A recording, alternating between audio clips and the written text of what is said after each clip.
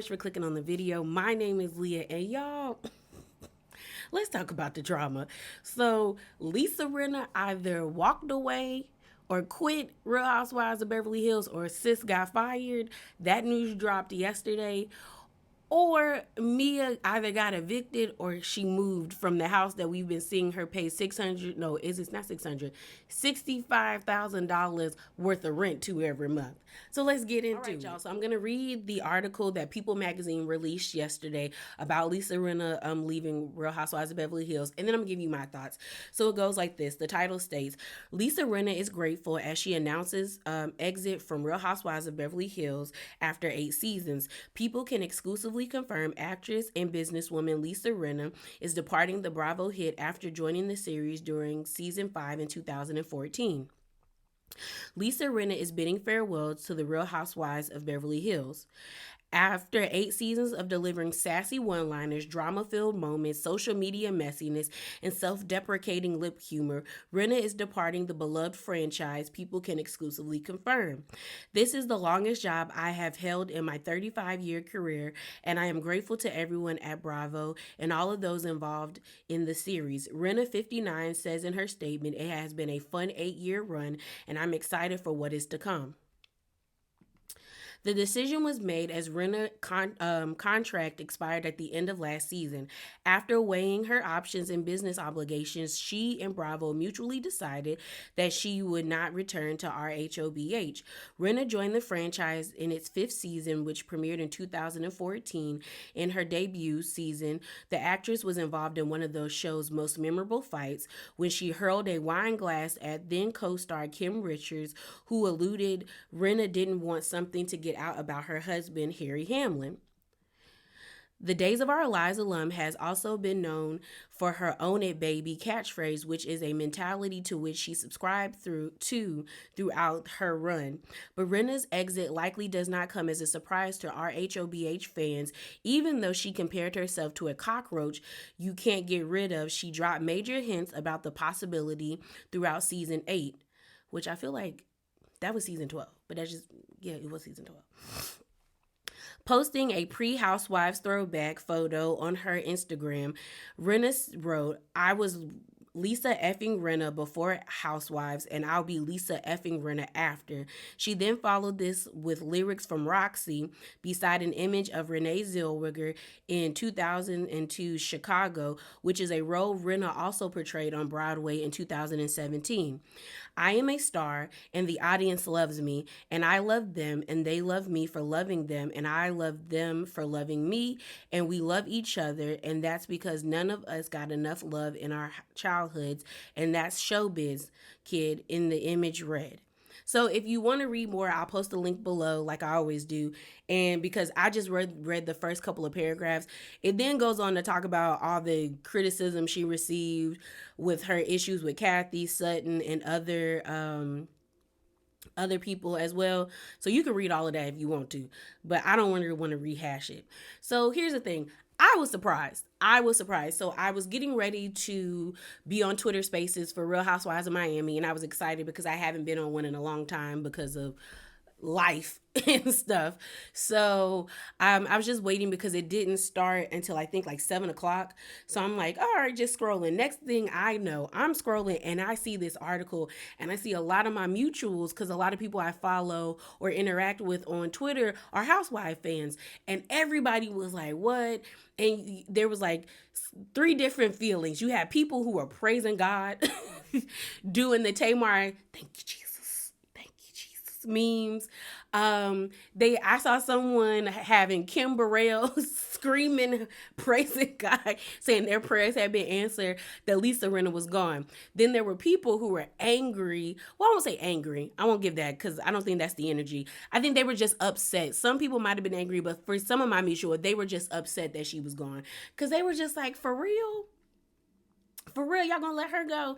And then there was me and a few other people where we were just like indifferent, but yet shocked. Like, we were like, dang, like we had no emotions. Like, it was like, oh crap, they really let her go. But it's like, I'm not happy to see her go, but I'm also not sad to see her go. Just indifference. It was just like, oh wow, really? So I was shocked. I'm not gonna lie. Like, I was just like surprised, mainly because I really didn't think they were gonna get rid of her. Or like, and like one of my mutuals said, because I was like, I'm surprised that she like left, or that, like, you know, they fired her. And my mutual that read the article, the same article, was like, it says it was mutual, so you know that means she got fired. And I giggle and I say, yeah, that's just a nice way to say we fired sis. So they fired her. In my opinion, allegedly they fired her, even though they're saying it's mutual. When you say something's mutual, that means, girl, you said either you quit and they agreed. You know? But yeah, so yeah, like I said, I was surprised. And mainly because it's like their ratings were so good last season. Because honestly, if we're going to be all the way honest, Real Housewives is not going back or getting the ratings that they had in the early 2000s. Like, in the early 2000s, Real Housewives, especially Real Housewives of Atlanta, and even Beverly Hills and like OC, were like getting like 3 point like something million views, or 4 point or 5, like millions of viewers were watching the show. Now it's like they barely get 1,000. Not 1,000, but they barely get 1,000,000. And at least with Real Housewives of Beverly Hills, especially last season, they were getting at least 1,000,000 views each episode, which for them is a good thing, because not even like, although I do think the other franchises, I'm telling y'all, Atlanta and Jersey and Potomac, and I don't know, maybe Miami, but I'll just say Atlanta, Jersey, and Potomac, to me, are, they always deliver on something. Like, it's either a fun ride, but they deliver. Back in the day, they were the three girls that was getting millions upon million. Well, not Potomac, but Atlanta and Jersey were the girls that were getting millions of views. Like, they were scratched. Like their episodes were really top notch. So I was just surprised that like they let her go, because it was like most of the drama and the angst people had. Because we're not gonna act like hate views also don't fuel the show. Lisa Rinna was part of that. Lisa Rinna and what's her name, and Erica Jane were a part of that. So I am surprised. I am curious to see like where the show is going to go, and it also makes sense why I think they're bringing back Brandy. And I'll feed in the clip if I can find it. But Brandy during the holidays, like in December, was like, "I got a Christmas present for y'all," and she was like opening her hand, and it was a diamond. So everyone was like, "Oh crap, does that mean Brandy is coming back?" And I think that does mean Brandy is coming back, especially if they got rid of Lisa Rinna. Which, although Brandy gets on my nerves, Brandy is good TV. Brandy is good TV. And we're not going to act like the show isn't going to be, like, we're not going to act like Rinna didn't contribute for the season she had been on. Rinna did contribute. She really did. She did contribute to the show. I mean, the last two seasons, not so much, but we're not going to act like her track record before the last two seasons, she wasn't doing work. She was doing work. I think the thing that really messed up Rinna is that the whole like own it thing. When she was when she held everybody accountable, and I mean even her friends accountable, that's when Rinna was like that girl to me. But then when she clicked up and became a part of that stupid Fox Force 5 stuff, she messed herself up, because now you saw her only doing it to people that wasn't a part of the group, like Denise, like Yolanda, like Lisa Vanderpump. And Lisa Vanderpump even was happy. She put like Ding Dong, Ding Dong, the witch is dead, off of Alice, not I was gonna say Alice in Wonderland, Wizard of Oz, y'all. Wizard of Oz. So it's like, okay, like some people are happy. Now I like Lisa Vanderpump, but to me, doing the whole Ding Dong, I'm like, girl, why are you still pressed about this? Like, I get it, you don't like the lady, but I was like, that's something I would have hit in the group chat, like, y'all, Ding Dong, girl lost her job. Like, I wouldn't let people know that I was happy that lady lost her job. I wouldn't. I just wouldn't. And the only reason why is like, I wouldn't want people to think I was thirsty like that. But I would definitely be in my friend's group chat. She done lost her job, But I am interested in seeing the way that the dynamics of the show are going to go, because now you're missing somebody that has been there for 8 seasons.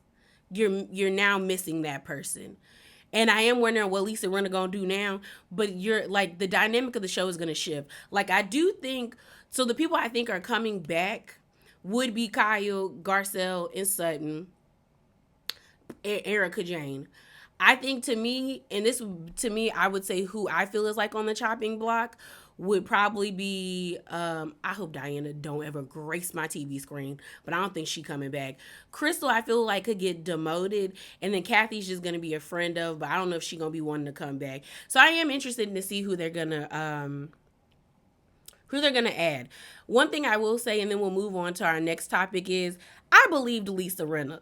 I just think Lisa Rinna was the wrong messenger, because y'all have this perception of Kathy like she's so great and all of this stuff. But after watching the Paris Hilton documentary and also seeing the Paris Hilton show, and Kathy doesn't act really the same way she acts on the Paris Hilton show when Paris was getting married and stuff, like leading up to that. She does not act the same as she did on this show, on Real Housewives of Beverly Hills. It's an act. And I don't really like people who put on acts for these shows. Like, if you are gonna put on an act, make it believable. And Kathy didn't make it believable. Her first season, I thought it was like kind of cute, but then it got old, because you're not gonna tell me a lady of that status, of that wealth, does not have meltdowns. She is a supreme and ultimate Karen. We're not gonna play these games. We're not gonna play these games. We're just not. Anytime somebody like that says, I don't see color, like she did on that episode, that's a whistle, y'all. We're not gonna play these games. I definitely think Kathy had a meltdown because her sisters have meltdowns. Girl, one of my favorite Real Housewives scenes is, I think it was season 2 when Brandy became a part of the franchise, and Kim and Kyle stole that lady's crutches. And when Brandy, I think, said that Kim was doing cocaine in the bathroom, and Kim said, that lady, you a pig, you pig. And then you had both of them going off on Brandy. That is one of my favorite scenes, because it was just a hot mess. And I was here for it. Like, we've seen Kyle lash out. We've seen Kim lash out. So you're not going to tell me their older sister does not lash out, if not more or worse, because she is the wealthiest and she's the oldest. Like, you're not going to tell me that lady's sense of entitlement isn't real. The issue is Rinna didn't play the game the right way. She didn't play the game the right way. If you're going to go up against a giant or a beast of that nature, the Kathy Hilton empire, sis, you gonna have to be able to tell it and not be afraid to tell it and put all your cards on the table. Rinna was not willing to do that. At the reunion, you saying you had proof, and then come to find out the proof that you had was that Sutton was lying, or you felt like it was proof to vindicate you that Sutton was lying about those tables at Elton John's charity event. We don't care about that. You're arguing with Kathy Hilton, a Hilton. Girl, if you don't have recordings, screenshots, or a picture of that lady raging out, girl, keep it. Keep it, keep it, keep it. Keep it. Keep it, okay? Keep it. And you should have took a book out of your friend Erica, because even though Erica believed you, Erica laid off of it. Like, Erica was talking about it, but she really wasn't coming at Kathy like that. Like, she was, but she wasn't going as hard as Brenda was when she was on the internet. So I was like, girl, you did it to yourself. But like I said, I am interested to see what the dynamics are going to be now that she's gone, because, like, she's been there for 8 seasons. And the lineup we have ain't good enough to me to go into season 13. It's just not. It's just not. Like, I know y'all go up for Garcelle and Sutton, and I like Garcelle and Sutton. Y'all know I love me some Sutton. But the truth of the matter is, if they're not going to play ball and they're not going to be, like, just as messy and catty, then I don't care. Okay? I don't care. Like, and Dorit's still there. I don't even know if Dorit's still going to be there. That's the thing. This shakeup, I'm just wondering what's going to happen. Really, because all we have Diana better not come back. I don't want to see that lady no more. Crystal, I feel, will get demoted and be a friend of. Kathy will still be a friend of. Or Crystal will actually, I want Crystal to get demoted because I don't think she brings anything. But I can still see them keeping Crystal. Kathy's still going to be a friend of, probably very sparingly. Dorit, I don't know what they're gonna do with Dorit because they were gonna get rid of Dorit before the whole burglary situation. But I feel like Dorit can't rest on that anymore. So going forward, she's going to have to like, you know, she's gonna have to do what it do. You know what I mean? And then you have Erica Jane. Erica's pretty okay. Kyle, and then Garcelle and Sutton. I don't know if that's gonna be a fun watch. I'm gonna need somebody new. And if Brandy is the one that's coming to cause mess and confusion and chaos, I'm pretty much here for it. But let's move on to our next topic. Let's talk about Mia. So this was posted yesterday. A lot of stuff came out yesterday. And Mia posted this statement on Instagram and Twitter. I saw it via Twitter. And she titled the caption or like the photos in her statement with "We moved." And it says, "Reverse, reverse. Yes, we moved. This was bittersweet as we anticipated living in the big house for at least 3 years while we decided to build/purchase, continue to rent, who knows, but due to unforeseen circumstances, our big space got cut short. One thing about me, I never stay down for long, minor setback. Hopefully we will have the opportunity to show you our new space, elevator up. Big penthouse living, we return. Hashtag blessings. Hashtag the comeback. Hashtag is always better. Hashtag I have work to do. Sending love, peace, and prosperity your way, loves. Life is tough, but don't give up. When things happen to you, keep pushing, realign with your purpose, and keep pushing." So here's my thing. The people is saying, this is what the people is saying. The streets is saying that y'all got evicted. And I kind of believe that. But that's a rumor. That's allegedly. So, and there's no, like, I ain't seen no pink slip on the door. I haven't seen no court documents. That's just what the rumblings in the jungle of the streets of people saying, like, this sound like sis, you got evicted. And I kind of believe it. But like I said, it's a rumor, so allegedly. Here's the thing. I told y'all Gordon and Mia on my last review of Real Housewives of Potomac give me that they living off of credit cards. They give that they're those type of people. They really do. I'm sorry. They just give that energy. And we all know that is not a sustainable way to live. It just puts you in massive amounts of debt. And it feels like this is what Mia's talking about. Because it's kind of like, how do I say this? I feel like Mia has done herself a disservice since she's gotten on the screen. And the reason why I say that is because Mia is someone who wants to portray herself as this boss chick, as being special. When you hear her backstory, it makes sense. It makes sense that you want to show yourself as being someone of value, of prestige, of status. When you grow up, you live in foster care, your dad's in jail, and your mom's on drugs. Like, that gives you a type of self-worth where you don't feel like you're special. You don't feel like anyone really cares about you, because if they did, your parents wouldn't do the things that they do to put themselves in those situations. So then you have a person like Mia, who you can tell didn't go to therapy and just living off of survival instincts, because Mia makes decisions that are stupid and she puts on too much, and we don't need that. You told us all last season that you and your husband make I think she said $425,000 a year. And like, they make big checks and these bitches is low budget and da da da da da da. And you can get everybody money. You know what? Stupid stuff. It's like, yeah, boast about it, but like, ma'am, you didn't show us anything. Like, you're not like the women on Miami, where like they don't have to talk about the wealth. They show that they have the wealth. Same with even the women on Atlanta. Like, are they like, I feel like most of the women there are probably like millionaires, but like we see it. We see it in the cars they drive. I think Kenya got a Tesla Jeep or something? But we see it with Candy. Heck, even with Marlo. We don't know how Marlo be getting her money, but Marlo's like townhouse is cute. She talked to Louis Vuitton on speed dial, the bags, the clothes. We see it in them. We don't be seeing that in y'all on Potomac. Y'all get very much middle class, slightly upper middle class, slightly, and I mean slightly.